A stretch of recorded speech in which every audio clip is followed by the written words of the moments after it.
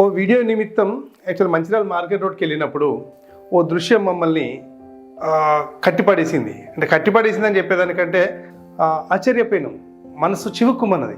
ఓ ప్రధాన ల్యాండ్ మార్క్గా ఉన్న అర్చన టెక్స్ అనేది మాకు కనబడలేదు.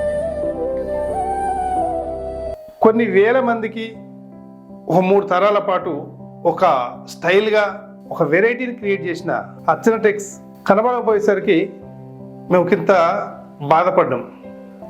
చాలా జ్ఞాపకాలు ఉన్నాయి అర్చన టెక్స్ గురించి. ఎన్నో స్టైల్స్కి, పెళ్ళిళ్ళకి, పేరంటాలకి ఒక ట్రెండ్ క్రియేట్ చేసిన అర్చన టెక్స్ దాదాపు 3 దశాబ్దాల పాటు అక్కడ ఉన్నట్టు గుర్తు. కానీ ప్రస్తుతం అక్కడ అర్చన టెక్స్ లేదు. అర్చన టెక్స్ చౌరస్తాలో అర్చన టెక్స్ ఏమైంది?